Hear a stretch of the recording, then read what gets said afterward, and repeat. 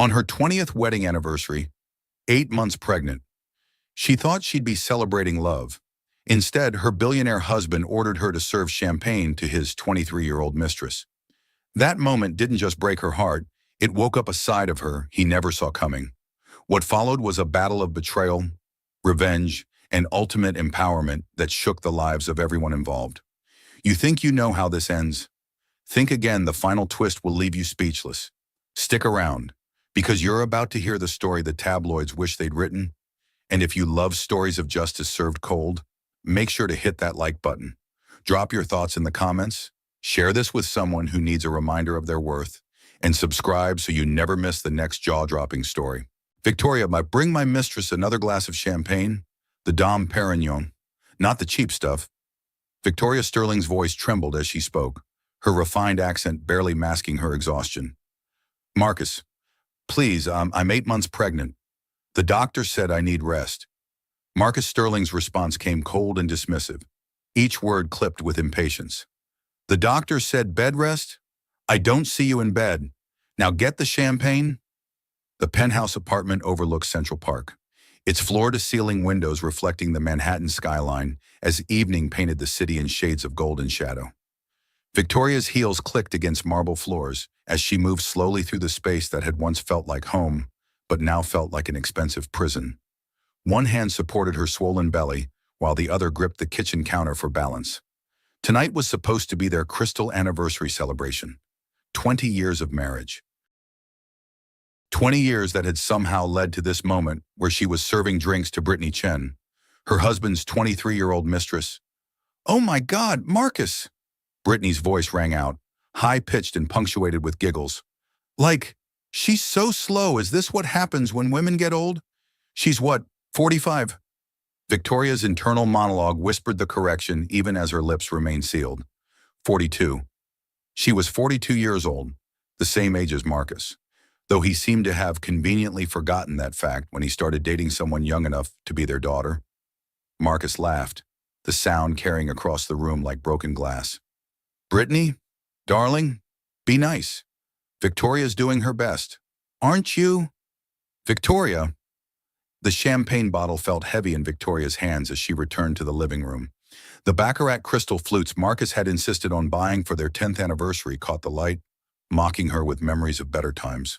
Her hands shook as she poured, exhaustion and humiliation making her movements unsteady. The golden liquid spilled across Brittany's designer dress, a red creation that probably cost more than most people's monthly rent. Brittany shrieked, jumping up from the white leather sofa. "You stupid cow, you did that on purpose." Marcus roared to his feet, his face flushing red. Victoria apologized immediately? For 20 years, Victoria had apologized. She'd apologized when Marcus came home late from the office.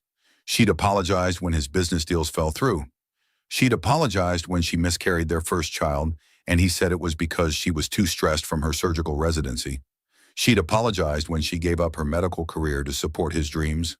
But tonight, something inside her finally snapped. Victoria straightened her spine, finding strength she'd forgotten she possessed. "No." The single word hung in the air like a challenge, like a revolution, like the first crack in a dam about to burst. Marcus's voice turned dangerous, the tone she'd learned to fear over 2 decades. "What did you say?" "I said no. Marcus, I won't apologize. Not anymore." "Have you lost your mind?" Marcus stepped closer, his 6'2" frame looming over her. "You're embarrassing yourself. You're embarrassing me." Victoria's hand moved protectively to her belly where their child kicked, as if sensing the tension. "I'm embarrassing you. I'm 8 months pregnant with your child, and you have me serving champagne to your mistress in our home, on our anniversary, and I'm the embarrassing one." Brittany's voice cut through, whiny and entitled. "Baby, make her stop. She's, like, totally ruining our evening." "Our evening?" Victoria laughed, but there was no humor in it. "This is my home, my anniversary, my husband. Though I'm starting to realize he hasn't been mine for a very long time." Marcus grabbed her arm, his fingers digging in hard enough to bruise. "You're being hysterical. It's the pregnancy hormones. Go to your room and calm down." "My room."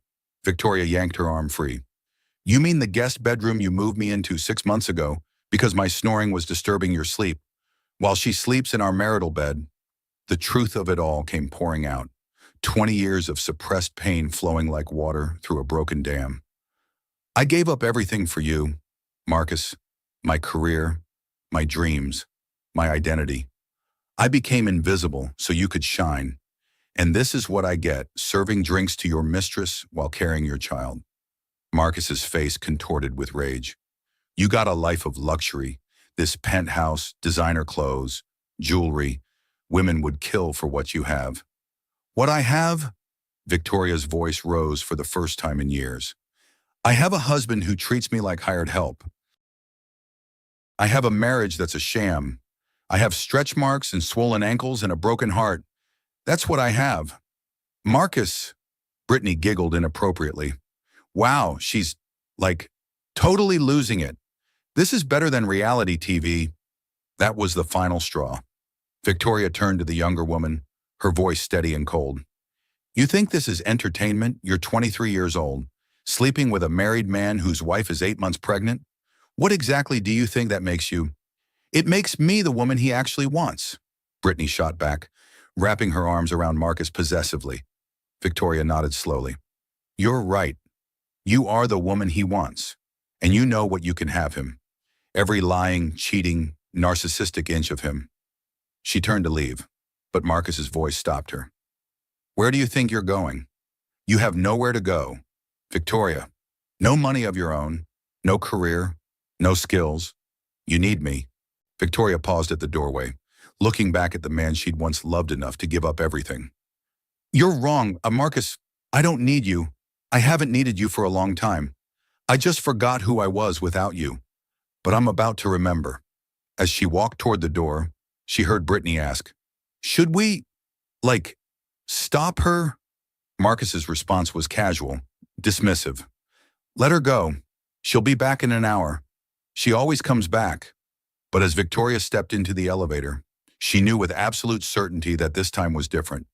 This time, she wasn't coming back. The elevator doors closed on 20 years of marriage, and for the first time in decades, Victoria Sterling felt something she'd almost forgotten existed. Hope. 20 minutes later, Victoria stumbled out of the elevator into the building's marble lobby. Tears streamed down her face, mixing with the champagne that Brittany had thrown at her in retaliation before she left. Her designer maternity dress, a gift from Marcus that she now realized was just another chain disguised as silk, was stained and ruined. Victoria, oh my God, what has he done now? The voice was familiar, strong, commanding. Victoria looked up through her tears to see Valentina Matthews, her identical twin sister, though no one would confuse them tonight. Where Victoria looked broken, Valentina radiated power in her tailored Tom Ford suit. As CEO of a tech empire worth $2 billion, Valentina commanded attention wherever she went. But right now, all her attention was focused on her sister. Val, Victoria's voice broke. What are you doing here? George called me, Valentina said, nodding toward the night doorman who'd worked in the building for 15 years. He was worried about you. George stepped forward, his weathered face kind. I hope you don't mind, Mrs. Sterling, but when I saw Mr. Sterling bring that young lady up earlier, and it being your anniversary and all, I thought you might need family. Victoria's tears came harder. After 20 years, the doorman remembered their anniversary when her own husband had forgotten. Valentina's voice hardened as she took in her sister's state. Tell me everything, and I mean everything.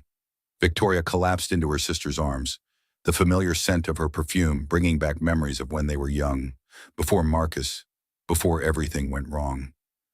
Val, I can't do this anymore. He made me serve her drinks, his mistress, while I'm carrying his child. Valentina's response was ice. That's completely unacceptable. It was her catchphrase when angry, something she'd said since they were children. But now, with the power and resources of a billionaire CEO behind it, the words carried weight. Pack your thing, Valentina continued. You're leaving tonight. But Val, I have nowhere to go. Marcus controls everything. The accounts, the credit cards. Even my cell phone is on his plan. I haven't had my own money in 20 years. You have me. You've always had me. I have a plan. Victoria. But first, we need to get you somewhere safe. Victoria shook her head. I can't impose on you. You have your own life, your company to run. Valentina gripped her sister's shoulders, looking her directly in the eyes. Listen to me. You are not an imposition. You are my sister, my twin. When he hurts you, I feel it. When you gave up your dreams for his, I watched a part of you die. I've been waiting 20 years for you to be ready to leave him. I have a team of lawyers on standby. I have a place for you to stay. I have everything ready. All you had to do was say the word. You've been planning this since the day 5 years ago when you showed up at my office with a black eye and told me you walked into a door. Since the day 10 years ago when he humiliated you at the charity gala. Since the day 20 years ago when he made you sign that prenup 3 days before your wedding. I've been waiting, Victoria, and I've been preparing. The sisters moved through the lobby, George pretending not to see Victoria's tears or hear their conversation. As they reached the door, he spoke softly. Mrs. Sterling, should I call your car? Valentina answered for her sister. No need. George, my driver's outside. And George, if Mr. Sterling asks, you haven't seen Victoria tonight. George nodded, his expression serious. Haven't seen a thing. Ms. Valentina, not a thing. Though I might mention I saw Mrs. Sterling's sister arrive looking concerned about a family emergency. Upstate, I believe. Something about their mother being ill. Valentina smiled. Their mother's been dead for 10 years. George, has she now? Well, Mr. Sterling never did pay much attention to his wife's family. Did he? In the car, Victoria stared at her wedding ring. 20 years of memories condensed into a single band of platinum. The engagement ring beside it, a 5-carat diamond that Marcus had chosen to impress his business partners rather than please her. Caught the streetlights as they drove through Manhattan, Victoria whispered, her voice carrying years of pain. How did I let it get this bad? Val, when did I become invisible in my own life? I used to be a surgeon. I used to save lives. Now I can't even save myself. Valentina gripped her hand tightly. The moment you started believing his version of who you were, instead of remembering who you actually are. He's a narcissist. Vic, they're experts at rewriting reality. But that ends tonight. I don't even know where to start. Divorce, I signed a prenup. Marcus had me sign it 3 days before the wedding. He said if I loved him, I'd sign it without reading it. That it was just a formality his lawyers insisted on. The prenup that was signed under duress, the one where he hid millions in assets, the one my forensic accountants have been documenting violations of for the past 3 years. That prenup, Victoria's eyes widened. You've been investigating him. I've been protecting you, even when you couldn't protect yourself. That's what family does. As they drove through the city, Victoria watched the familiar landmarks pass by. 20 years in New York as Mrs. Marcus Sterling. 20 years of charity galas and business dinners where she was introduced as Marcus's wife, as if she had no identity of her own. Val, I'm scared, Victoria admitted. I'm 8 months pregnant. I haven't worked in 20 years. What if he's right? What if I can't make it on my own? Valentina's voice was fierce. You are Dr. Victoria Matthews. You graduated summa cum laude from Harvard Medical School. You were one of the most promising surgical residents at Mount Sinai before you gave it up for him. You are brilliant, capable, and stronger than you know. And you're not on your own. You have me, and I have resources Marcus Sterling can't even imagine. He's worth $3 billion. Val, money he made on the foundation you helped him build, with connections from your father, with your sacrifice. Half of that is rightfully yours. But more than that, I'm worth $2 billion myself, and every penny of it is at your disposal to fight him. Victoria felt something she hadn't experienced in years. Safety. Why didn't I leave sooner?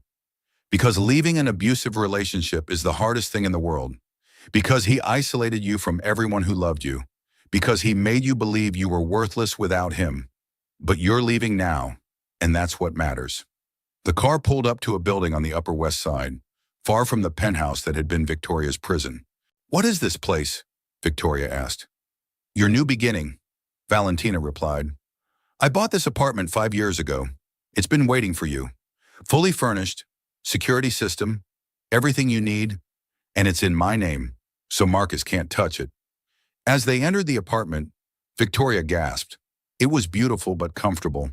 Nothing like the cold modern showpiece Marcus had insisted on. There were soft fabrics, warm colors, and most importantly, there were photographs on the walls. Pictures of Victoria and Valentina as children. Pictures of Victoria in her surgical scrubs, young and bright-eyed. Pictures of the life she'd had before Marcus Sterling consumed it. "I can't accept this. Val, it's too much. It's not enough. Not nearly enough to make up for 20 years of watching my sister disappear piece by piece. But it's a start." Victoria's phone rang. Marcus's name appeared on the screen. "Don't answer it," Valentina advised. But Victoria did, putting it on speaker. "What do you want, Marcus?" "What do I want? What do I want? You humiliated me in front of Brittany. Get back here right now and apologize." "No, this is ridiculous. Victoria, you're being emotional. Think about the baby. You need to be in your own home." "That's not my home anymore." "Marcus, maybe it never was. If you don't come back tonight, I'm cutting off all your credit cards." Valentina took the phone. "Hello, Marcus. This is Valentina. Go ahead and cut them off. Victoria won't be needing them anymore." "Valentina, what are you doing with my wife?" "Your wife? You mean the woman you've been emotionally and financially abusing for 20 years? The woman carrying your child, who you had serving drinks to your mistress? That wife. This is none of your business. My sister is my business, and as of tonight, she's represented by Hartley, Brennan, and Associates. You'll be hearing from them in the morning. You can't be serious. Victoria, you're going to let your sister ruin our marriage."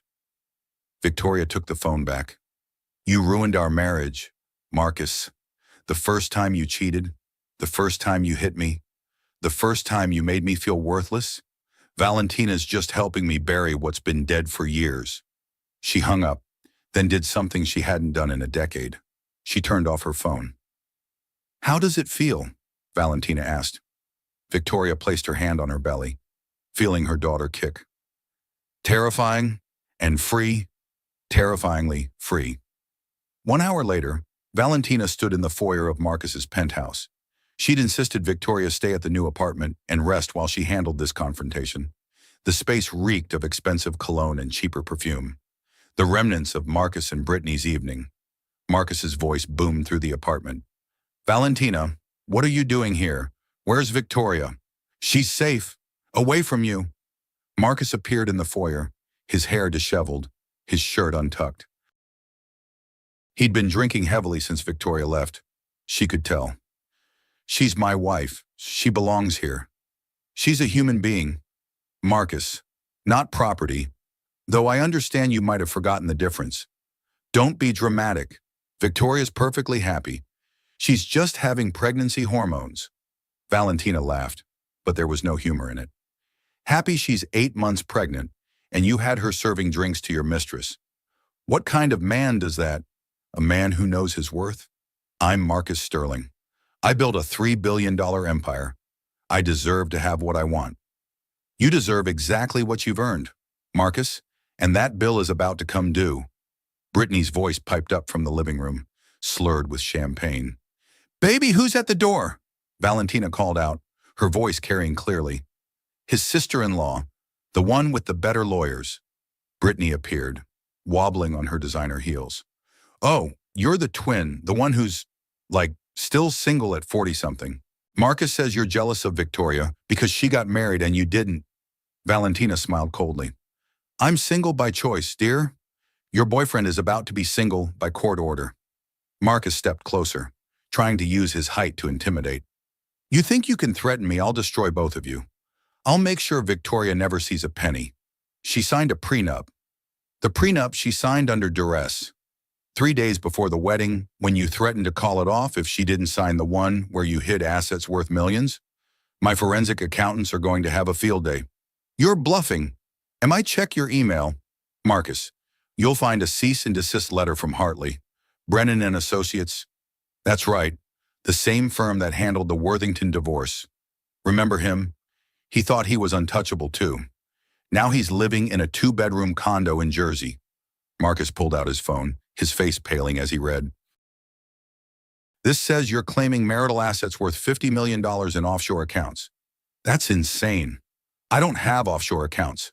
Grand Cayman, account number ending in 4729, 17 million.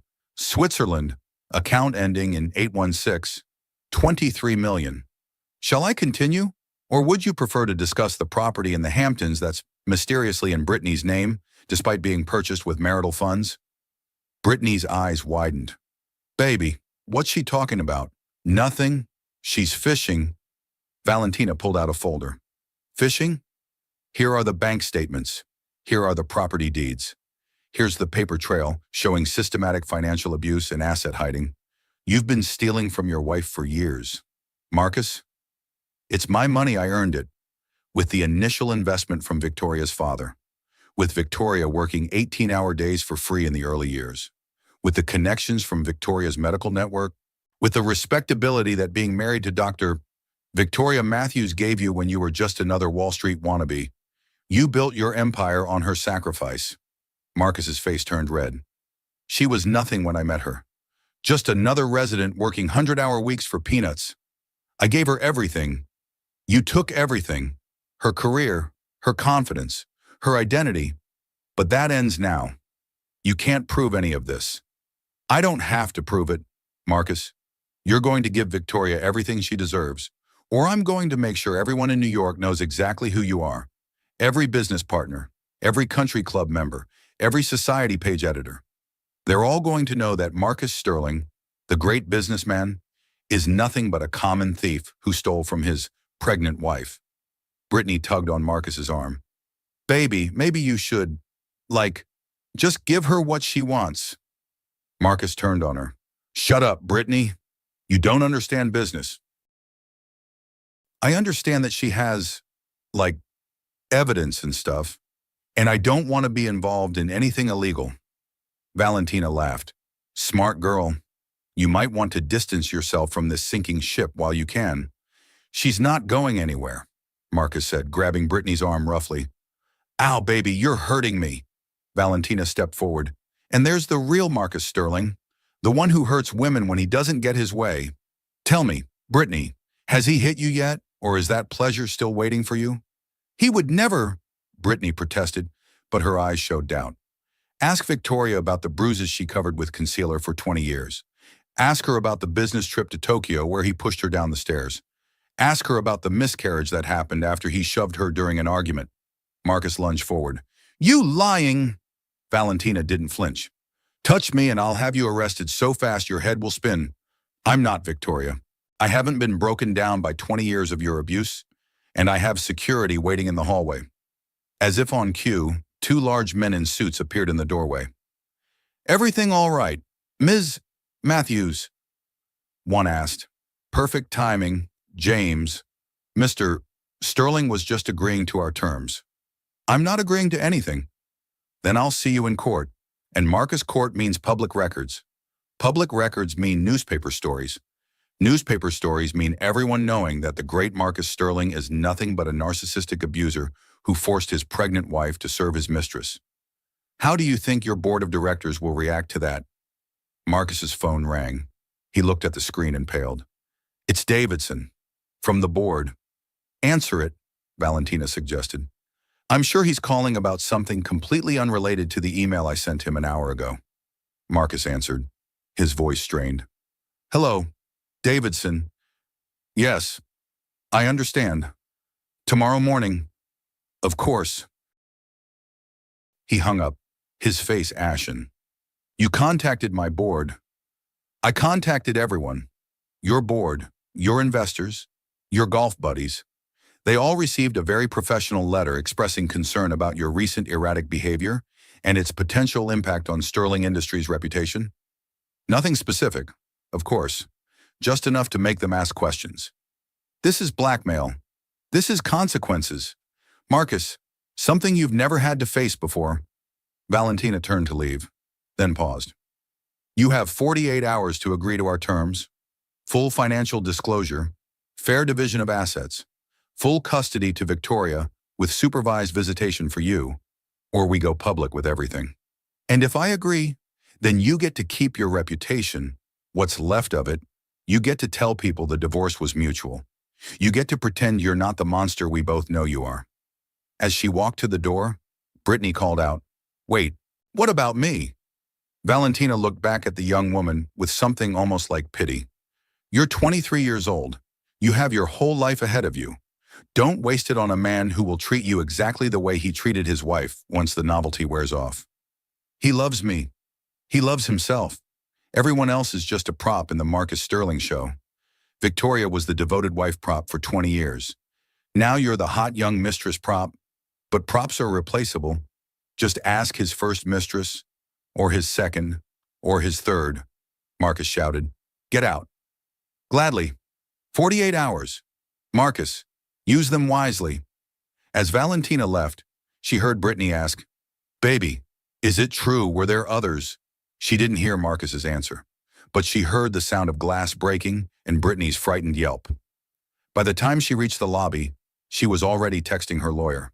George was still at his post. Everything all right, Ms. Valentina? It will be, George. Very soon, it will be. The next morning, Victoria sat in Valentina's Tribeca office, surrounded by floor-to-ceiling windows that showcased the city she'd once loved. The space was everything Marcus's penthouse wasn't: warm, inviting, filled with plants and personal touches. This was a space where real work happened, not just posturing. Victoria's phone rang. The caller ID showed Eleanor Sterling, Marcus's mother. Victoria put it on speaker so Valentina could hear. Eleanor's voice dripped condescension through the speaker. Victoria, dear, Marcus told me about your little tantrum last night. Really, at your age, such dramatics. You should be grateful he keeps you at all. Victoria started to respond, her old habits of apologizing rising to the surface. But Valentina took the phone. Eleanor, this is Valentina. Your son is about to learn what happens when you mistake kindness for weakness. Eleanor huffed. Valentina, you always were too aggressive for your own good. No wonder you're still single at 42. I'm single by choice. Eleanor, your son is about to be single by court order. And that prenup you encouraged, it has more holes than Swiss cheese. That prenup is ironclad.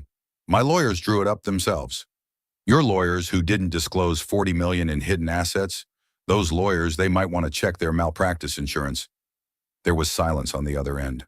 Then Eleanor's voice, less certain now. 40 million. That's absurd. 50 million, actually. We found another 10 million this morning. Swiss accounts, Cayman Island holdings, shell companies. Your son has been very busy hiding money from his wife, from the IRS too. Possibly. That's going to be an interesting conversation. Eleanor's voice turned sharp. You're threatening my son. I'm stating facts. Your son has been financially abusing my sister for 20 years.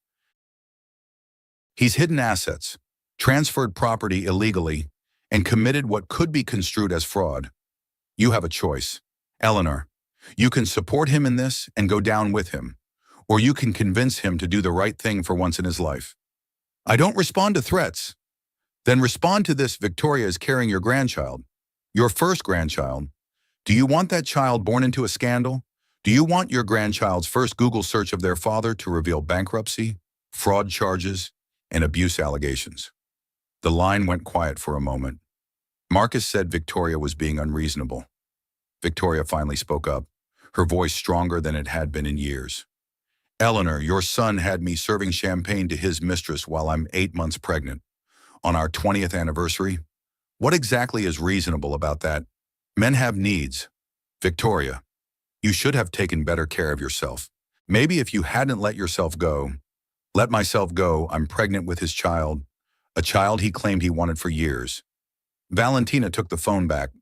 Eleanor, I'm going to say this once. Your son is an abuser. He's hit Victoria. He's stolen from her. And he's destroyed her self-worth systematically for 2 decades.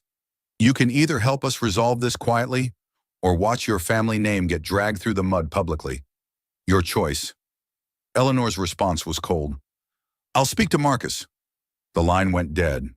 James, Valentina's assistant, entered with his distinctive British accent. Right then, Ms. Valentina, the forensic team found something interesting in Mr. Sterling's offshore accounts, Victoria gasped. There's more. Right then, there's quite a bit more. Mr. Sterling has been transferring assets to Miss Chen for the past 18 months. The apartment in Soho, the Mercedes, even a small yacht. Victoria's voice broke. A yacht. He bought her a yacht. I haven't had a vacation in 3 years. He said we couldn't afford it, that the business was going through a rough patch. Valentina's voice was grim. The business has been posting record profits. He's been lying to you about everything. How did I not see this? Because he's a narcissist, and they're experts at gaslighting. Every time you question something, he made you think you were crazy, too emotional, unreasonable. It's textbook financial abuse. James continued reading from his report. Right then, there's also the matter of the life insurance policies. Mr. Sterling took out a $5 million policy on Mrs. Sterling 6 months ago. She's not the beneficiary. Victoria went pale. Who is? The policies list a trust. We're still tracking down the beneficiaries, but it appears to be connected to Ms. Chen. Valentina stood up, pacing. He was planning this. He was going to leave you with nothing. Worse than nothing. He was profiting from your existence while giving you nothing in return. Victoria's hand went to her belly protectively. What about the baby? Surely he made provisions for our child. James shook his head. Nothing. Mrs. Sterling. No college fund. No trust. Nothing. But he always said the baby would have everything. He lied, Valentina said simply. He's been lying from the beginning. Victoria's phone buzzed with a text. It was from Marcus. You have 1 hour to come home or I'm filing for divorce on grounds of abandonment. Valentina laughed. Abandonment after what he did last night, he's delusional. He's desperate, Victoria realized. He's never had anyone stand up to him before. Right then, James interjected. There's one more thing. We've been monitoring Ms. Chen's social media. She posted something interesting an hour ago. He showed them his phone. Brittany had posted a photo of herself with a bruised arm, captioned, When you realize Prince Charming is actually the villain, time to find my own happy ending. Victoria felt a strange mix of vindication and pity. He hurt her, just like he hurt me.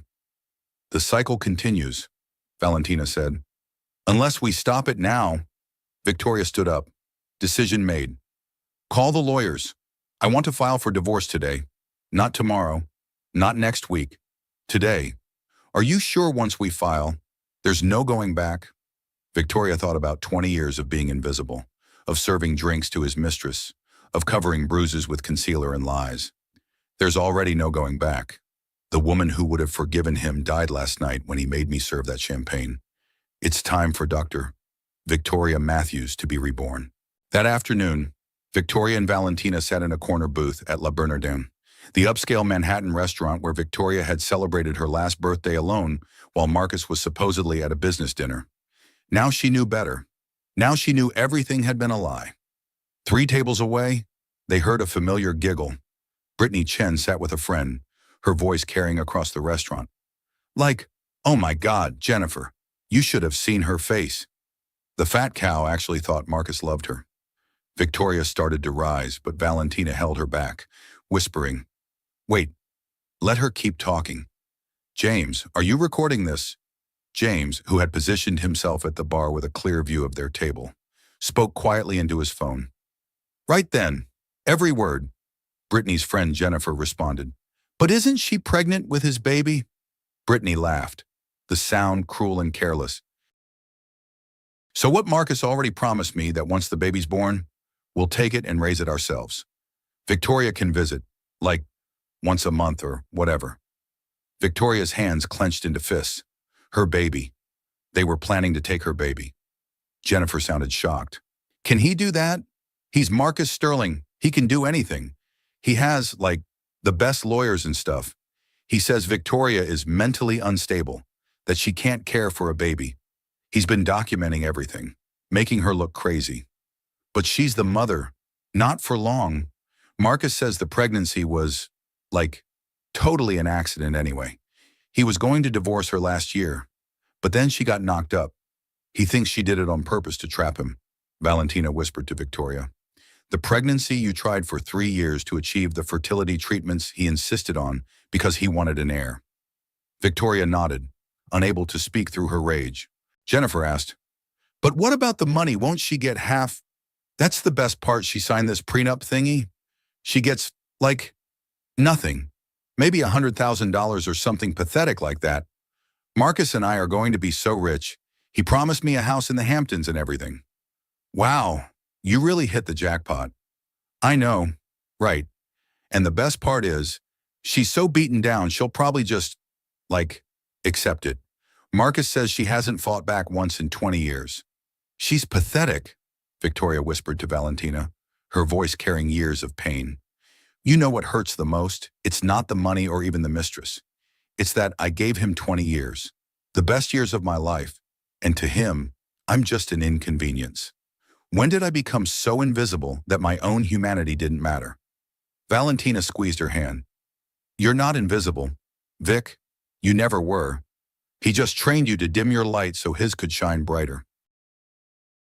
"But your light is about to blind him," Brittany continued, loud enough for half the restaurant to hear. "Marcus is taking me to Paris next week. He's going to propose at the Eiffel Tower. He already showed me the ring. It's, like, 10 carats. Jennifer gasped. "But he's still married." "Not for long. His lawyer says the divorce will be final in, like, 2 months max. Then we'll have a huge wedding in the Hamptons. I'm thinking June. You know. Although Marcus wants to wait until after the baby is born so he can have custody sorted out." "This is insane. Brittany, you're talking about stealing someone's baby." Brittany's voice turned cold. "It's not stealing if the father has custody. And Marcus will have custody. He has connections everywhere. Judges, lawyers, even doctors who will say Victoria is unfit." Victoria stood up abruptly. Valentina tried to stop her, but Victoria was done hiding. She walked over to Brittany's table, her presence commanding despite her pregnancy. "Hello, Brittany?" Brittany's face went white. "Victoria, I didn't. How long have you been here?" "Long enough to hear your plans for my child." "My child. Brittany, the one growing inside me, the one you will never, ever touch." "I don't know what you think you heard." "I heard everything. So did my lawyer, and so did the recording device he's been holding." James appeared beside them. "Right then, Miss Chen, every word has been captured for posterity, including your admission that Mr. Sterling is planning to commit custody fraud." Brittany stood up, trying to maintain her bravado. "You can't record me without my permission. That's, like, illegal." "New York is a one-party consent state," Valentina said, joining them. "We only need one person's consent to record, and that would be ours. You just gave us evidence of conspiracy to commit fraud, custody manipulation, and intentional infliction of emotional distress." Jennifer, Brittany's friend, stood up. "I had nothing to do with this. I was just listening." Victoria looked at her. "And what did you think of what you heard?" Jennifer met her eyes. "I think it's disgusting. I think you deserve better. And I think Brittany should be ashamed of herself." She turned to Brittany. "We're done. Don't call me again." And she walked out. Brittany's bravado crumbled. "You can't use this against Marcus. He'll destroy you." Victoria laughed. Actually laughed. "He already destroyed me. Or at least, he destroyed the woman I used to be. But you know what, I'm grateful. Because the woman I'm becoming, she's going to destroy him right back." The restaurant manager approached. "Is there a problem here?" "Ladies," Valentina smiled. "No problem at all. We were just leaving. Though you might want to ask Miss Chen to keep her voice down. She's been disturbing your other patrons with talk of stealing babies and committing fraud." Several diners who had been listening looked at Brittany with disgust. One woman actually moved her baby's stroller further away, as if Brittany's corruption might be contagious. As they left, Victoria turned back one more time. Brittany, that 10-carat ring Marcus showed you, I picked it out 5 years ago for our 25th anniversary. He's not even original in his deception. Outside the restaurant, Victoria took deep breaths of the cool autumn air. I can't believe she was planning to take my baby. She won't get near your child, Valentina promised. We have everything we need now. Marcus is finished. Right then, James added. Shall I send the recording to the legal team? Immediately, and James sent a copy to Marcus too. Let him know his mistress just handed us the smoking gun. Victoria's phone rang. It was Marcus. Don't answer it, Valentina advised. But Victoria did, putting it on speaker. What do you want, Marcus? What have you done? Brittany just called me crying, saying you ambushed her at a restaurant. I was having lunch with my sister. Your mistress was the one announcing to the entire restaurant how she planned to steal my baby. She would never. We have the recording. Marcus, your mistress admitting you plan to take custody through fraud, that you've been documenting fake evidence of my instability, that you're hiding assets. It's over. Victoria, let's be reasonable. Come home and we can work this out. The only thing we're working out is the divorce settlement. And Marcus, that prenup you're so proud of, it has a clause about fraud. If either party commits fraud, the entire agreement is void. Hiding $50 million in offshore accounts, that's fraud. There was silence on the other end. 50 million. Marcus's voice was weak. How did you? My sister has better forensic accountants than you have lawyers. We know everything. Marcus, every hidden account, every transferred asset, every lie you've told for 20 years. This is Valentina's doing. She's poisoned you against me. Victoria's voice was strong, clear. No, Marcus, you poisoned yourself. Valentina just helped me find the antidote. She hung up, then turned to her sister. I'm ready to fight. For my child, for my future, for the 20 years I lost. I'm ready. Valentina hugged her carefully, mindful of the baby bump.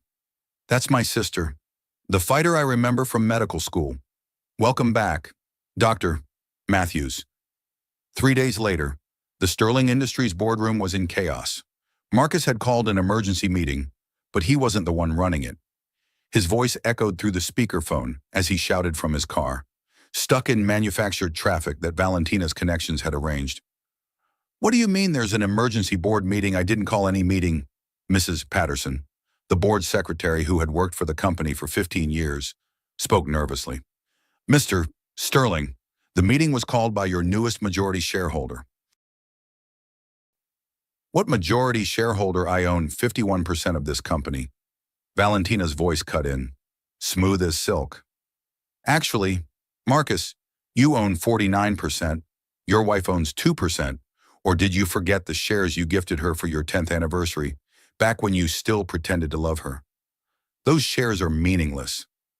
Not when combined with the 49% I just purchased from your silent partners. You know, the ones you've been underpaying for years. They were quite eager to sell. The boardroom door burst open. Marcus rushed in, his face red with exertion and rage. Valentina, you can't do this. I just did. Effective immediately, you're removed as CEO of Sterling Industries. This is my company. I built it from nothing. Victoria stood up from her seat at the table, where she'd been hidden by the high-backed chair. With my father's money, with my connections, with my sacrifice. Marcus's face went white. Victoria, what are you doing here? Taking back what's mine. This company exists because I gave up my surgical career to support you, because I convinced my father to invest, because I worked 18-hour days without pay in the early years. I may have been invisible to you, Marcus, but the board sees me clearly now. Mr. Davidson, the senior board member, spoke up. The vote was unanimous. Marcus, your recent behavior has become a liability to the company's reputation. What behavior? Having a personal life, Valentina responded coolly. Embezzling funds to maintain your mistress. Yes, that's generally frowned upon. Another board member, Mrs. Chen, added, we've also received disturbing reports about your treatment of your pregnant wife, forcing her to serve your mistress in this climate of accountability. You've become a PR nightmare waiting to happen. Marcus looked around the room wildly. You can't do this. I have contracts. I have a golden parachute. Which is void if you're removed for cause, Victoria said, reading from a document. Embezzlement is cause. Fraud is cause. Bringing the company into disrepute is cause. Should I continue? This is insane. I'll sue every one of you. With what money?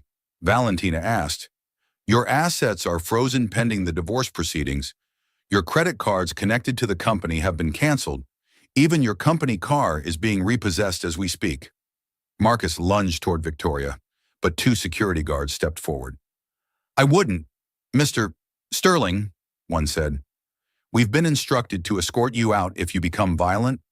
Marcus pointed at Victoria, his finger shaking with rage. You did this. You vindictive. Careful, Valentina warned. Defamation is another lawsuit waiting to happen. Victoria stood, one hand on her belly. I didn't do this. Marcus, you did. Every lie, every betrayal, every act of cruelty led to this moment. You thought I was weak because I was kind. You thought I was stupid because I was trusting, but I was neither. I was just in love with a man who didn't exist. I made you, Marcus shouted. You were nothing before me. I was a surgeon before you. I was happy before you. I was whole before you. You didn't make me. Marcus, you broke me, but broken things can be rebuilt stronger. The boardroom phone rang. Mrs. Patterson answered it, then looked at Marcus. Mr. Sterling, it's the SEC. They want to discuss some irregularities in the company's financial reports. Marcus's face went from red to white. The SEC, Valentina smiled. Oh, did I forget to mention when we found those offshore accounts? We also found some interesting tax discrepancies. As good citizens, we felt obligated to report them. You're destroying everything I built. No, Victoria said quietly. We're revealing what you built. A house of cards constructed on lies, theft, and the broken dreams of everyone who loved you. Security stepped forward. Mr. Sterling, we need to escort you out now. As they led him to the door, Marcus turned back. This isn't over. Victoria, I'll fight you on everything. The divorce, the company, the baby, everything. Victoria met his gaze steadily. I'm counting on it, because every time you fight, you reveal more of who you really are, and the whole world is watching now. Marcus. After he was gone, the boardroom was silent for a moment. Then Mr. Davidson spoke. Mrs. Sterling, the board would like to offer you the position of interim CEO. Victoria shook her head. Thank you, but no. I'm 8 months pregnant, and I have a different path to follow. I nominate my sister, Valentina Matthews, for the position. She has the experience, the vision, and most importantly, the integrity this company needs. The vote was unanimous. As they left the boardroom, Valentina took her sister's arm. You could have had it all. The company, the power, the vindication of running Marcus's empire. I don't want his empire, Victoria said. I want my life back. I want to be Dr. Matthews again. I want to raise my daughter knowing her worth isn't determined by any man, billionaire or otherwise. Right then, James appeared beside them. Ms. Victoria, there's something else. Mr. Sterling's mother is in the lobby. She wants to speak with you. That evening, the annual Manhattan Charity Gala for Maternal Health was in full swing at the Plaza Hotel. 500 of New York's elite had gathered, expecting the usual evening of champagne and calculated charity. They were about to get much more. The announcer's voice boomed across the ballroom. Ladies and gentlemen, please welcome our next honored guests, Mr. Marcus Sterling and Ms. Brittany Chen. A ripple of whispers swept through the crowd. Everyone had expected Victoria Sterling, who had been the charity's biggest supporter for years. Suddenly, another voice came from the entrance. Actually, I believe you mean Mr. Marcus Sterling, soon-to-be defendant in Sterling versus Sterling. The crowd turned as one. Valentina entered with Victoria, who looked radiant in a flowing designer gown that had been custom-made to accentuate her pregnancy. It was a deep sapphire blue that matched her eyes, with delicate beading that caught the light. She looked like a goddess of motherhood, powerful and serene. Marcus hissed from across the room. Victoria, you're making a scene. Victoria's voice carried clearly across the ballroom. No, Marcus, you made the scene when you brought your mistress to a charity event honoring maternal health. The irony isn't lost on anyone. The crowd was transfixed. This was better than any Broadway show. Mrs. Blackwell, the event coordinator, approached quickly. Mrs. Sterling, we're so honored you could attend. As our largest donor to the maternal health wing, would you say a few words? Marcus interjected loudly. She's not the largest. Valentina cut him off. Actually, she is. The $10 million donation in her name cleared this morning. $10 million. Marcus's face went purple. That's my money. No, Marcus, Victoria said calmly. It's marital assets. And according to New York state law, I have equal say in charitable contributions. Brittany's voice went shrill. Baby, do something. The crowd watched in fascination as one of New York's power couples imploded in real time. Phone cameras appeared discreetly, and within minutes, the confrontation was trending on social media. Victoria took the microphone from Mrs. Blackwell. Good evening, everyone. I want to talk about strength tonight. Not the kind that comes from money or power, but the kind that comes from surviving betrayal and choosing yourself. She paused, looking directly at Marcus. For 20 years, I believed that love meant making yourself smaller so someone else could feel bigger. I believed that sacrifice meant giving up everything you are for someone who gives nothing back. I was wrong. The room was silent, hanging on every word. Tonight, I stand before you 8 months pregnant, getting divorced from a man who made me serve champagne to his mistress last night. On our 20th anniversary, gasps echoed through the ballroom. Someone whispered, He didn't. He did, Victoria continued. And I let him, because I had forgotten who I was. I had forgotten that before I was Mrs. Marcus Sterling, I was Dr. Victoria Matthews. I was a surgeon. I saved lives. I had value beyond being someone's wife. Marcus started moving toward the stage, but several men stepped into his path. Wall Street might be cutthroat, but it still had some codes of honor, and publicly humiliating a pregnant wife broke most of them. Victoria continued, her voice growing stronger. This charity means so much to me because it supports women at their most vulnerable. Women who, like me, might have lost themselves in relationships that diminish them. Women who need to remember their worth isn't determined by the men in their lives. Brittany's voice cut through. This is ridiculous. She's just bitter because she couldn't keep her man. The crowd turned on Brittany instantly. These were mothers, grandmothers, women who had seen too much to tolerate such disrespect. Mrs. Astoria, the grand dame of New York society, spoke with withering disdain. Young woman, you're speaking about a lady who has contributed more to this city's charitable causes than you've spent on those tacky shoes. Show some respect, or leave. Victoria raised her hand for silence. It's all right, Mrs. Astoria. Ms. Chen is young. She doesn't yet understand that when you build your happiness on someone else's misery, you're building on quicksand. She looked at Brittany directly. I hope you never experience what I have. I hope Marcus treats you better than he treated me. But statistics suggest otherwise. Men who abuse their wives don't become Prince Charming for their mistresses. They just find new victims. I'm not a victim, Brittany protested. He loves me. He loved me once too. Or at least, I thought he did. Right up until the first time he hit me.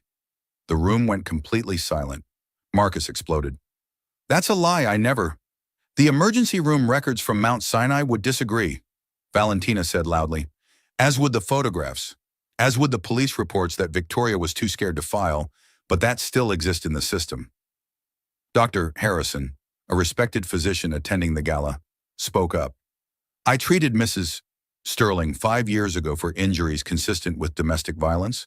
I urged her to file charges. I'm willing to testify to that. More voices joined in. I saw the bruises at the garden party. She wore sunglasses indoors for a month. We all knew. We just didn't say anything. Marcus looked around wildly, realizing that his carefully constructed reputation was crumbling. This is a witch hunt. You're all conspiring against me. No conspiracy needed, Victoria said. Just the truth finally being spoken aloud. She turned back to the audience. I'm sharing this tonight not for pity, but for power. The power that comes from speaking truth. The power that comes from refusing to be silenced. The power that comes from choosing yourself, even when it's terrifying. My donation tonight will fund a new program. Free legal services for women leaving abusive relationships. Free financial counseling for women who, like me, have been victims of financial abuse. Free medical care for women whose partners have hurt them in ways that don't always show. The room erupted in applause. Someone shouted, "We'll match your donation." Victoria. Others joined in. Within minutes, pledges totaling $30 million had been made. Marcus and Brittany were backing toward the exit, but the crowd had formed a subtle barrier. They weren't trapped, but they would have to walk past hundreds of judging eyes to leave. Victoria spoke one more time. Marcus, I want you to know something. I don't hate you. Hate would mean you still have power over my emotions. I nothing you. You've become irrelevant to my story, except as a cautionary tale I'll tell my daughter about choosing partners who see your worth, not your utility. As she spoke, she suddenly gasped, clutching her stomach. Victoria's hand went to her belly as a sharp pain shot through her. Something's wrong. The stress. The baby. Valentina rushed forward. Victoria, what's happening? The baby, I think. Contractions. Victoria gasped, doubling over. Dr. Harrison pushed through the crowd. Everyone back, I need space. Victoria, how far apart are the contractions? 3 minutes, maybe less. It's too early. I'm only 36 weeks. The doctor's face was serious. We need to get you to Mount Sinai immediately. These could be stress-induced contractions, but we can't take chances. Marcus's voice cut through, finally showing concern. Victoria is the baby. Valentina snapped. Now you care, security. Keep him away from her. 2 security guards stepped between Marcus and Victoria. Dr. Harrison was checking Victoria's pulse. Ambulance is on the way. Who's coming with her? Victoria gripped Valentina's hand. My sister. Only my sister, Marcus protested. I'm her husband. That's my child. Victoria looked at him through her pain. You're not my husband. You're just someone I used to know. And this child will know love. Real love. Not whatever twisted thing you call love. The EMTs arrived, moving quickly and efficiently. As they loaded Victoria onto the stretcher, she heard Brittany say, Is she, like, faking it for attention? Mrs. Astoria's voice was ice. Young woman, if you speak one more word, I will personally ensure you're blacklisted from every respectable establishment in this city. As the ambulance pulled away, sirens wailing, Victoria heard Valentina on the phone. James, yes, we're heading to Mount Sinai. Call the lawyers. If Marcus shows up, I want a restraining order ready. Victoria managed a weak smile through the pain. Always prepared. Always protecting you, Valentina corrected. That's what family does. In the delivery room at Mount Sinai Hospital, Victoria fought through another contraction. Dr. Martinez, the head of obstetrics, monitored her carefully. You're doing great, Victoria. The baby's heart rate is stable. Just breathe through the contractions. Victoria gripped Valentina's hand. Val, if something happens to me, nothing's happening to you. You're the strongest person I know. Promise me. Promise you'll take care of my baby. Don't let Marcus. Don't let him turn her into something cold and cruel like him. Our baby, Valentina corrected. This child will have an army of love, starting with Aunt Val, but you're going to be here to raise her yourself. Meanwhile, in the waiting room, Marcus paced while Brittany complained. This is taking forever. Can't we just go, like, she has her sister? Marcus's mother Eleanor had arrived. Her usual composure cracked. Where's Victoria? Where's my grandchild? Marcus turned on her. Now you care. You've spent 20 years telling me Victoria wasn't good enough. Eleanor's voice was sharp. I was wrong. Victoria was too good for you. I see that now. James appeared in the waiting room. Right then, Mr. Sterling, these are divorce papers. Ms. Victoria wanted them delivered immediately. Marcus tore them up. She's not thinking clearly. She's in labor. James pulled out another copy. Right then. We anticipated that. I have 17 more copies. Back in the delivery room, Dr. Martinez announced, "One more push. Victoria, I can see the head." Victoria screamed, pushing with everything she had. The pain was overwhelming, but so was the determination. This baby would be born into freedom, not captivity. A baby's cry filled the room, strong and clear. Dr. Martinez smiled. "It's a girl, a beautiful, healthy girl." Victoria sobbed with relief and joy. "A girl, is she okay? Is she perfect?" Valentina was crying too. "She's perfect, Vic. Absolutely perfect. She has your eyes and your fighting spirit. From the sound of those lungs." The nurse placed the baby on Victoria's chest. The tiny girl immediately calmed, recognizing her mother's heartbeat. Victoria whispered, "Hello, my sweet girl, my little Sophia." "Sophia Grace?" Valentina asked. "Sophia Grace. That's beautiful. Sophie means wisdom in Greek. And Grace, because that's what I'm choosing now. Grace over bitterness. For her, she'll know that her mother chose grace even when the world gave her every reason to choose revenge." A knock at the door interrupted the moment.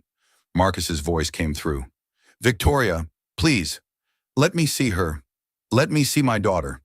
Victoria looked at Valentina, then at her baby. For a moment, she considered saying no. Then she looked at Sophia's innocent face. "He can come in for 5 minutes. Supervised." Marcus entered, and for a moment, seeing his daughter seemed to break through his arrogance. His face softened in a way Victoria hadn't seen in years. She's beautiful." "Victoria." "Yes, she is."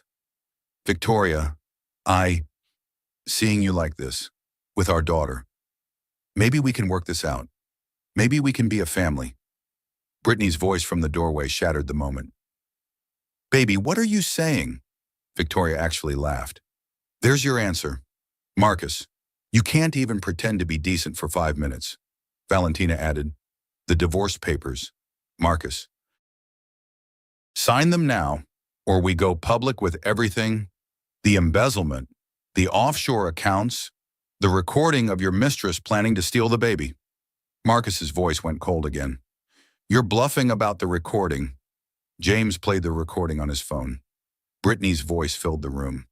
"Marcus already promised me that once the baby's born, we'll take it and raise it ourselves." Brittany gasped. "You recorded me, that's, like, illegal." Valentina corrected her. "New York is a one-party consent state, perfectly legal and perfectly damning." Victoria spoke firmly, her voice carrying new mother strength. "Here are my terms, Marcus. You sign the divorce papers now. I get full custody of Sophia with supervised visitation for you. I get half of everything, including the hidden assets. Or we go to court, and everyone knows exactly who you are." Marcus protested. "Half the prenup says, the prenup is void, fraud, duress, and hidden assets. Your choice, Marcus. Sign now and keep some dignity, or lose everything publicly." Eleanor spoke up from the doorway. "Sign it. Marcus." Everyone turned to her in shock. Eleanor continued, her voice heavy with disappointment. "I didn't raise you to be this man. Your father would be ashamed. Sign the papers and pray this child never learns what kind of man her father really was." For a moment, Marcus looked like the boy Eleanor had once loved, lost and afraid. Then his face hardened again. But he took the pen James offered and signed the papers. "There," he said bitterly. "Happy now." Victoria looked at her daughter, then at her sister, then back at Marcus. "I'm getting there. Happiness isn't something you can take from me anymore. Marcus, it's something I'm choosing, one day at a time." As Marcus left, Brittany trailing behind him complaining about missing her Pilates class, Eleanor lingered. "Victoria," she said quietly, "I owe you an apology. 20 years of apologies." Victoria met her eyes. "I don't need your apologies, Eleanor. Just promise me you'll be a better grandmother than you were a mother-in-law." Eleanor nodded, tears in her eyes. May I? May I hold her? Just for a moment. Victoria hesitated, then nodded. Eleanor took Sophia with practiced ease, and for a moment, her harsh face softened completely. She looks like you, Eleanor said. That's good. The Matthews women were always stronger than the Sterling men. It was the first kind thing Eleanor had said to her in 20 years.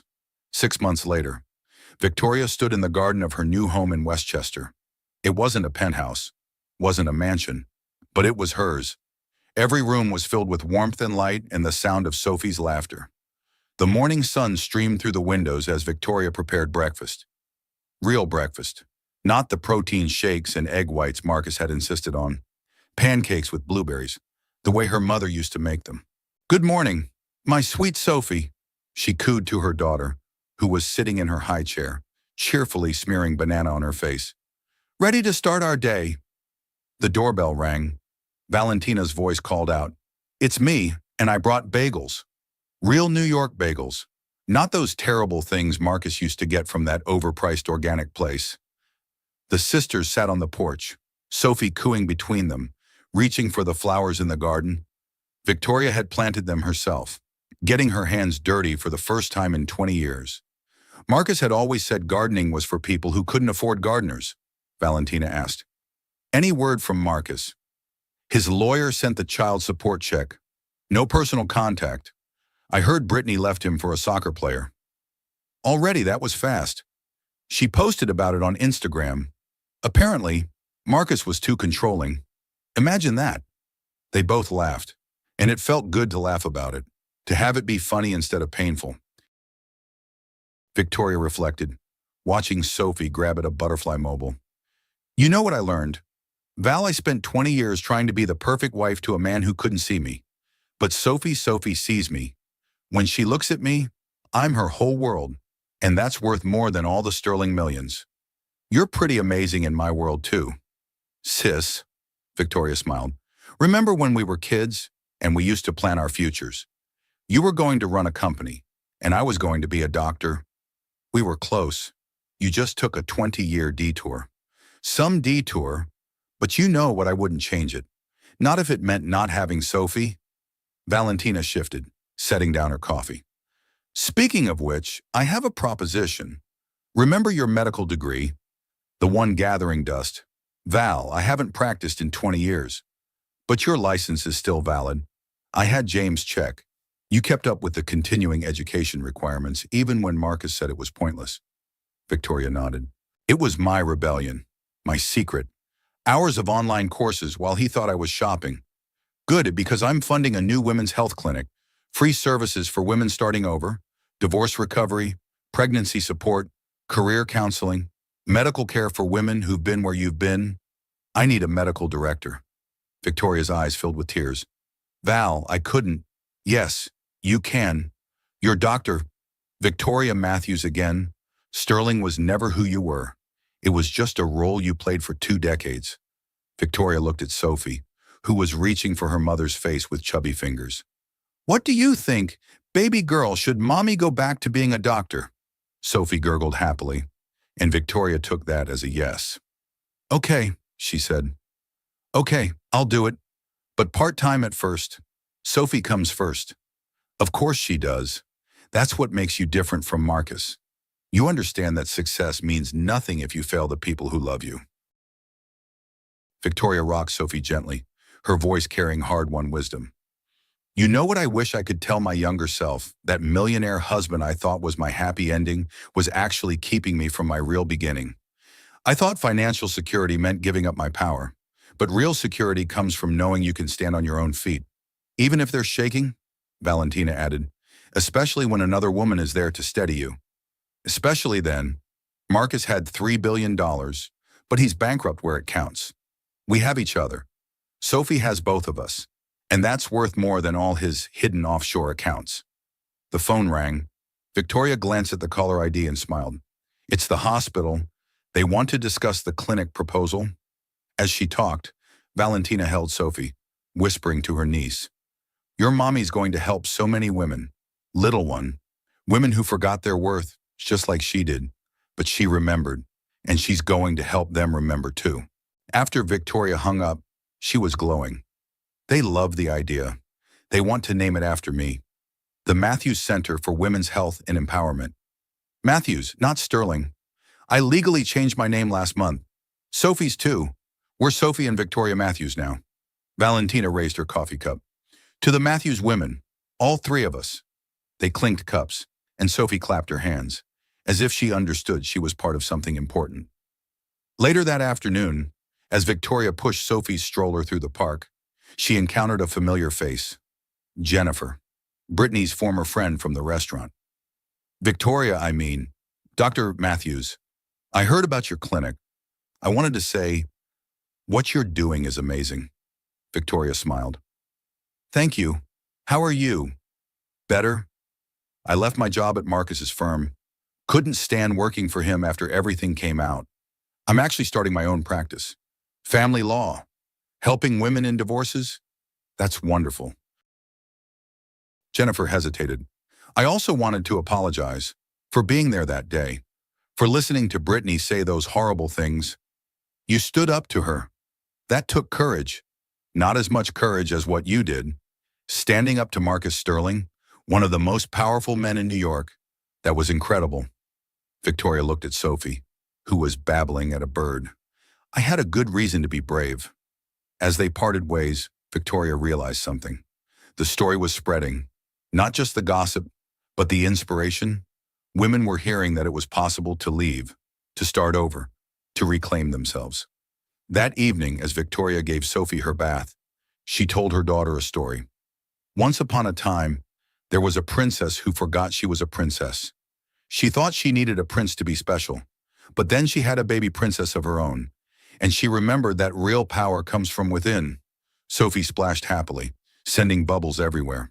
And you know what the best part was, Victoria continued. The princess discovered she didn't need a castle or a crown or a prince. She just needed to remember who she was, and with her sister's help, she did. The doorbell rang. Victoria wrapped Sophie in a towel and went to answer it. A delivery man stood there with an enormous bouquet of roses. I didn't order flowers, Victoria said. The card says Victoria Matthews, the man replied. She took the card and read it. Congratulations on the clinic. You deserve every happiness. A friend who understands. There was no signature, but at the bottom was a phone number. Victoria called Valentina. Did you send flowers? No. Why? Victoria explained about the mysterious bouquet. Call the number, Valentina urged. Victoria did. A woman answered. Hello, Victoria. You don't know me, but I know your story. I was Marcus's first wife. Victoria gasped. His first wife. But he said more that I was dead, that I left him, that I was crazy. Yes, I know all his stories, but I'm very much alive, very much sane, and very much proud of you for doing what I couldn't. You exposed him for what he is. I had no idea you existed.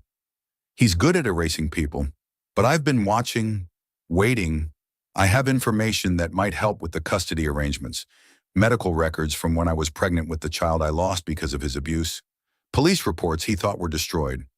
Would you like to meet? Victoria looked at Sophie, who was chewing on her toy giraffe. Yes, I would like to meet. They arranged to meet the next day at a quiet cafe in Brooklyn. Victoria arrived to find an elegant woman in her 50s, with silver hair and kind eyes that held shadows of old pain. I'm Rebecca, she said. Rebecca Chen. No relation to Brittany, thankfully. They sat, and Rebecca pulled out a folder. 25 years of documentation. I started keeping records after the first time he hit me. I was 22, just out of college. He was 30, already making his first million. Victoria looked through the papers, her heart breaking. The patterns were identical. The control, the isolation, the financial abuse, the physical violence that escalated during pregnancy. I lost my baby at 7 months, Rebecca said quietly. He pushed me down the stairs during an argument about money. He told everyone I was clumsy. His mother backed him up. Eleanor knew everything. She helped him hide it, paid me to go away quietly, $2 million and a non-disclosure agreement. But NDAs don't cover criminal activity, and I've been waiting for someone brave enough to stand up to him publicly. Victoria felt tears sliding down her face. I'm so sorry for what you went through. Don't be sorry, be strong. You did what I couldn't. You protected your child. You got out alive with your baby. That's everything. For an room, Rebecca pushed the folder across the table. Use this. Make sure he never gets unsupervised access to Sophie.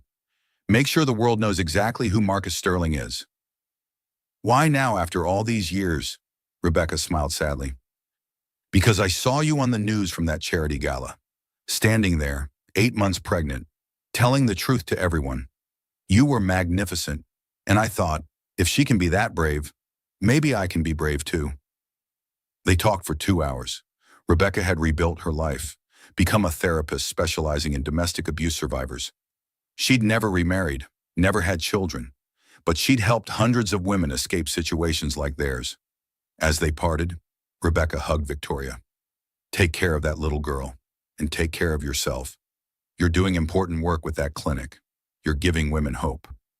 That night, Victoria added Rebecca's documentation to her custody case file. With this evidence, Marcus would be lucky to get supervised visitation once a month. The next morning, Victoria's lawyer called.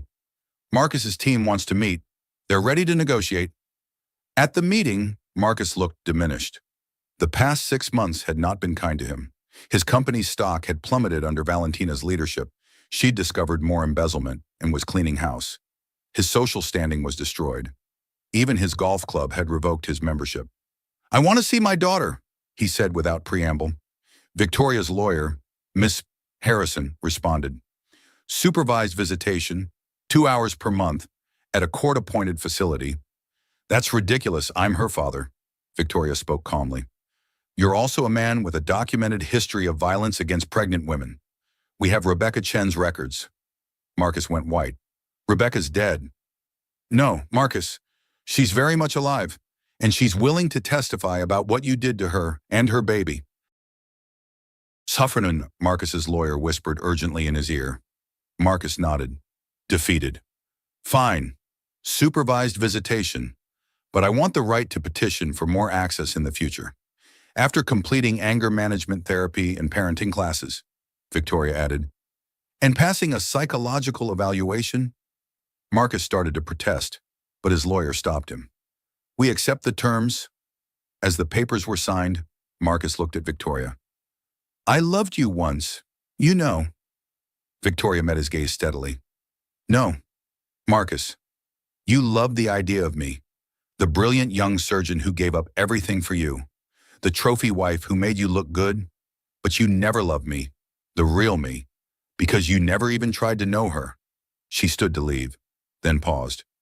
I hope someday you get help, not for me, not even for Sophie, but for yourself, because living with that much anger and need for control must be exhausting. Marcus said nothing, but for a moment, she saw something flicker in his eyes. Regret, self-awareness. She'd never know. 1 year later, Victoria stood at the podium of the Matthews Center for Women's Health and Empowerment. The auditorium was packed with women, all survivors, all fighters, all rebuilding their lives. Good evening, everyone, she began. A year ago, I was serving champagne to my husband's mistress while 8 months pregnant. Today, I stand before you as Dr. Victoria Matthews, and I want to tell you something important. Your story isn't over. The audience listened intently, many nodding with recognition.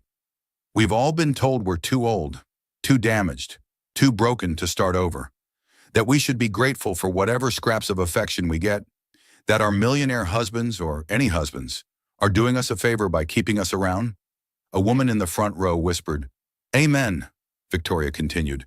But here's what I learned. A millionaire husband who doesn't see your worth is poverty. Real wealth is surrounding yourself with people who value you. Real wealth is my sister, who stood by me when I had nothing. Real wealth is my daughter, who looks at me like I hung the moon. Real wealth is all of you, supporting each other through the hardest journey of your lives. She looked at the statistics on the podium. In 1 year, the clinic had helped 300 women leave abusive relationships. They'd provided free medical care to 500 women.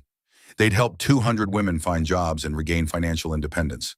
We're not just surviving, Victoria said. We're thriving. We're proving that midlife transformation isn't just possible, it's powerful. That financial independence isn't just about money, it's about freedom. That women supporting women isn't just a slogan, it's a revolution. The crowd erupted in applause. In the audience, Valentina held Sophie, who was clapping along enthusiastically. At 18 months old, Sophie was walking, talking, and charming everyone she met. She had her mother's eyes and her aunt's fierce spirit. After the speech, Rebecca Chen approached. She'd become a regular volunteer at the clinic. Beautiful speech, she said. Marcus would hate it, Victoria laughed. Good, although honestly, I don't think about him much anymore. He's become irrelevant to my story. The best revenge, Rebecca said, is complete indifference. Eleanor Sterling appeared, looking uncertain. She'd been coming to the clinic for months, volunteering, trying to make amends. Victoria, she said quietly, that was wonderful. You're doing important work here. Their relationship would never be warm, but they'd found a functional peace for Sophie's sake. Eleanor saw her granddaughter during Victoria's supervised visits with Marcus, and she'd proven to be a devoted, if complicated, grandmother. As the evening wound down, Victoria found herself in her office with Valentina and Sophie. The walls were covered with thank you letters from women the clinic had helped. Read this one, Mama, Sophie demanded, pointing at a letter with a crayon drawing. Victoria read it aloud. Dear Dr. Matthews, you saved my life. Not just medically, but spiritually. You showed me it's never too late to start over. My children and I are safe now because of you. Valentina smiled. You did that. Vic, you turned your pain into purpose. We did it, Victoria corrected. I couldn't have done any of this without you. Sophie toddled over to a photograph on the desk. It was from the charity gala 2 years ago, the night everything changed. Victoria was on stage, pregnant and powerful, speaking her truth. Mama brave, Sophie said, patting the picture. Yes, baby, Victoria said, pulling her daughter close. Mama was brave, and you know what Mama's going to teach you to be brave too. But more importantly, I'm going to teach you to know your worth from the beginning, so you never have to rediscover it. As they prepared to leave, Victoria's phone buzzed, a text from an unknown number. Saw your speech online. You look happy, and I'm glad. M. Marcus.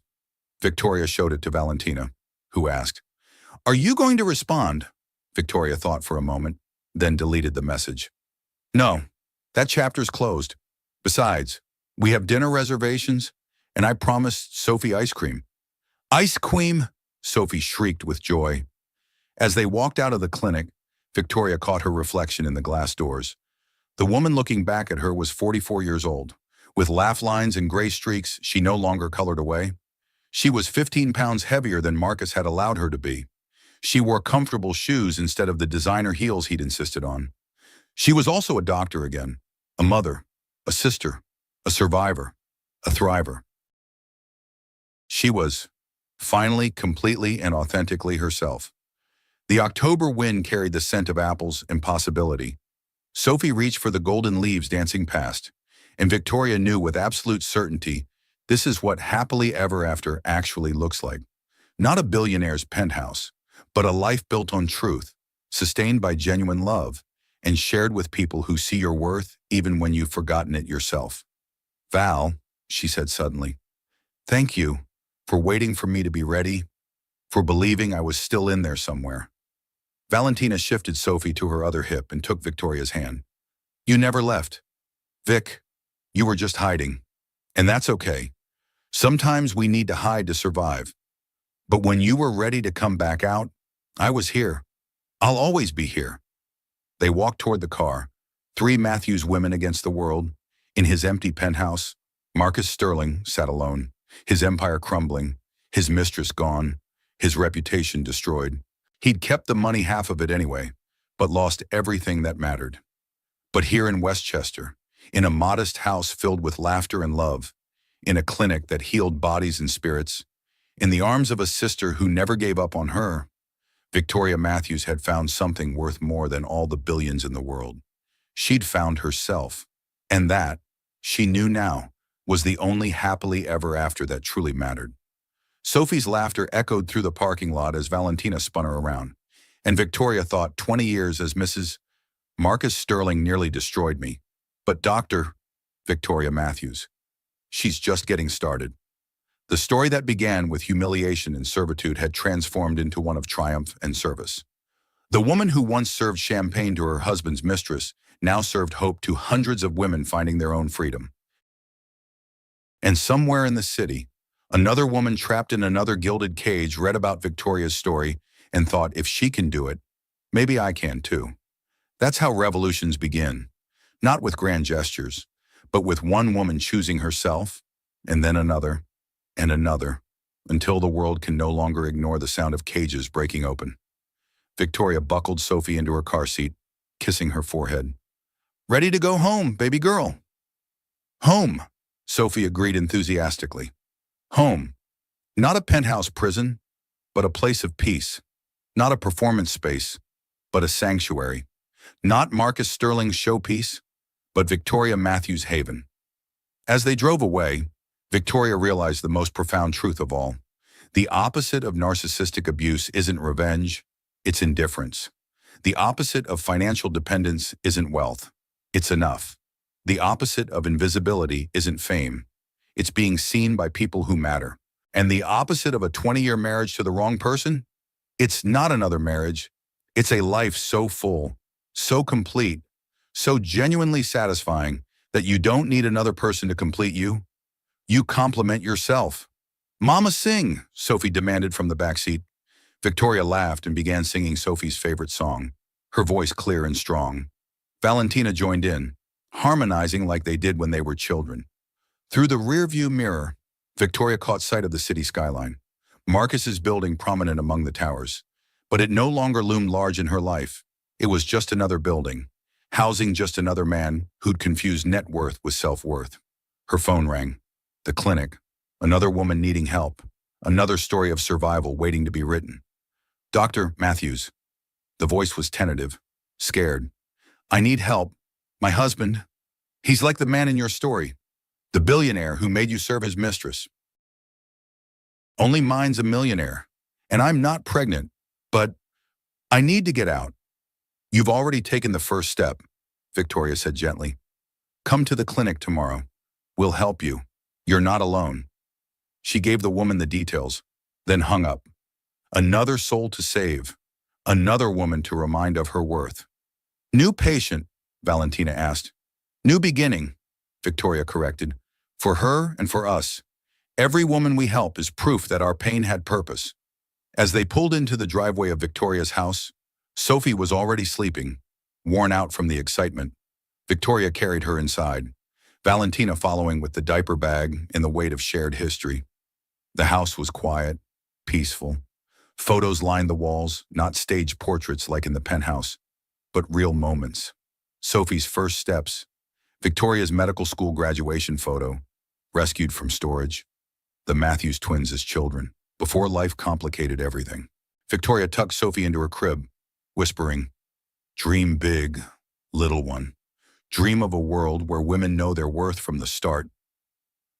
Downstairs, Valentina had opened a bottle of wine, not the expensive vintages Marcus had collected, but never shared, but something simple and good. "To us," Valentina toasted. "To surviving, to thriving, to showing our millionaire ex-husbands that we were never the problem. To Rebecca Chen, who paved the way. To Jennifer, who stood up when it mattered. To Eleanor, who finally chose right. To every woman who's ever been told she's too much or not enough." They clinked glasses, and in that moment, Victoria felt at complete peace. The kind that doesn't come from having everything, but from having enough. The kind that doesn't come from being chosen, but from choosing yourself. Outside, the October moon rose full and bright over Westchester, over the clinic, over the penthouse where Marcus Sterling learned too late that money can't buy what matters most. And in her cozy kitchen, Dr. Victoria Matthews sat with her sister, planning tomorrow's clinic schedule, Sophie's upcoming second birthday party, and a life that was entirely, authentically, unapologetically her own. The billionaire had forced his pregnant wife to serve his mistress. The pregnant wife had served him divorce papers instead. And in the end, that was the only service that truly mattered.